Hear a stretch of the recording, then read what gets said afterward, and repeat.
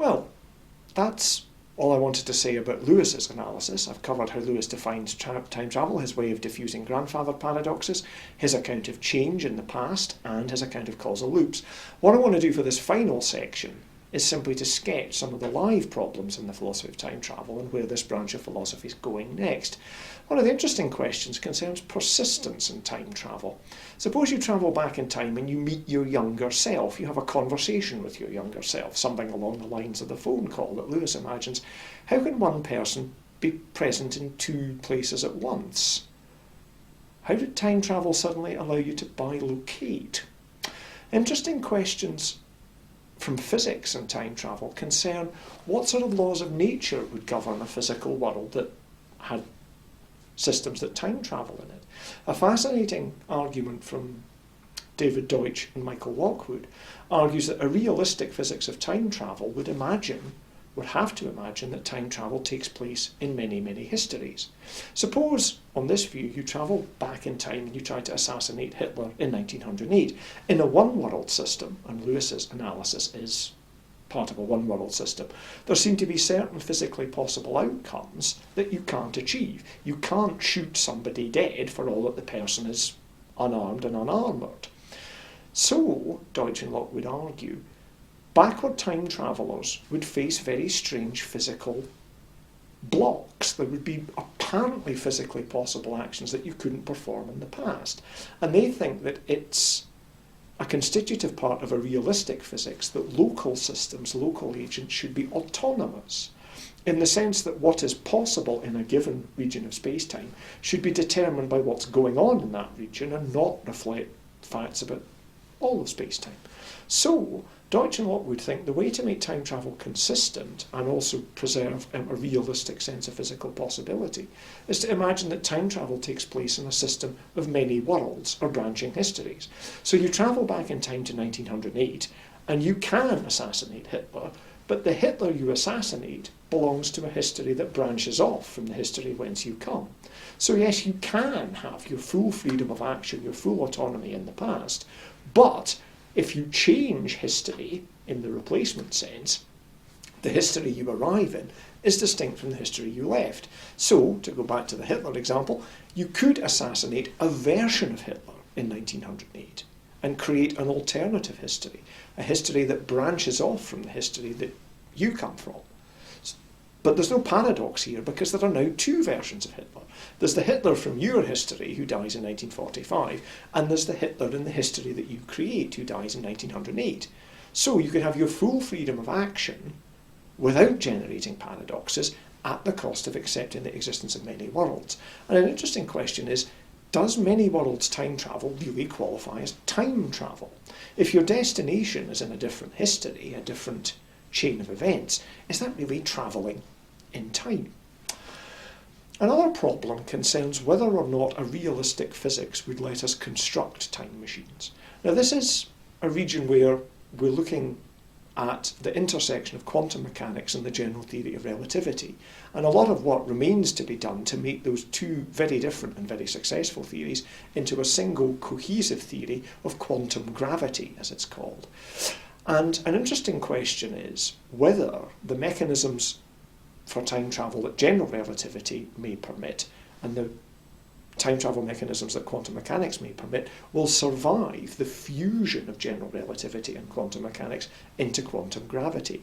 At the moment, one interesting line of approach, particularly associated with the philosopher John Ehrman, holds that it might be possible to construct a realistic time machine, but at the cost that you couldn't control it.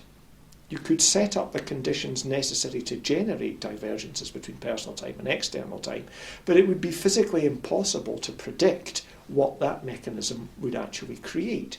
So you could set up a time machine, you could create a region of the universe where time travel occurred, and yet not be able to predict what sort of outcomes were generated by it.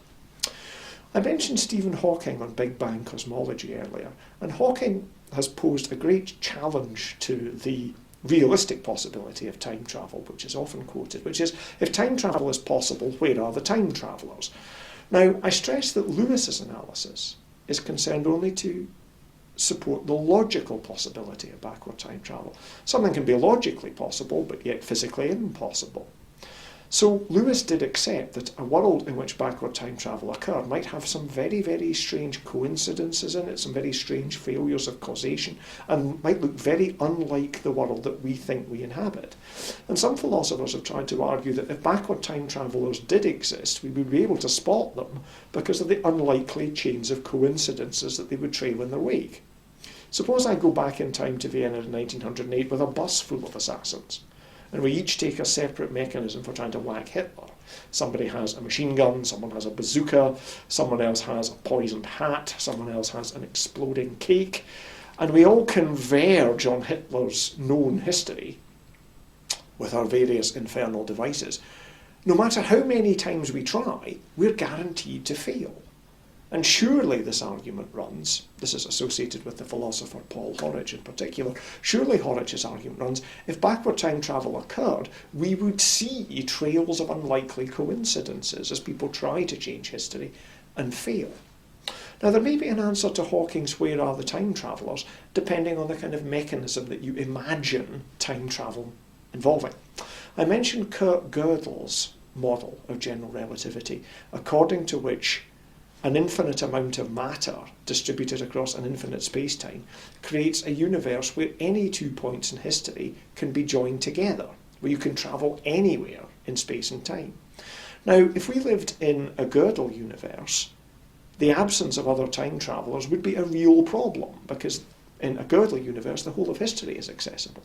But other scenarios are more localised.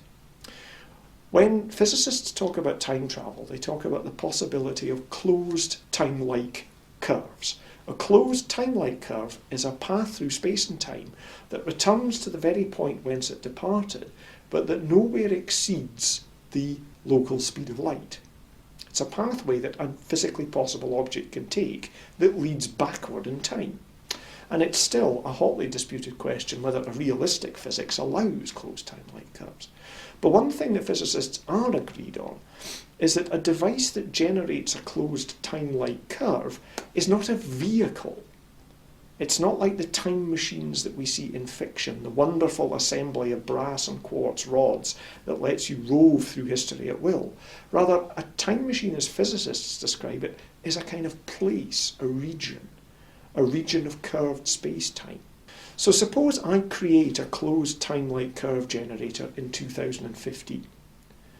Thereafter, it should be possible to travel back to 2015, but the closed time-like curve generator only allows access to history over the period over which it itself exists. So if the first ever closed time-like curve generator comes online in 2015, that means that subsequent times can travel back to 2015, but nobody can travel further back than 2015. So the answer to Hawking's question, if time travel is possible, where are the time travellers, may well be that time travel is possible, but not yet. For more information about Gödel, about Lewis, about Deutsch, about Horwich, for some references and for some diagrams, please see the handout that goes with this talk. Thank you very much.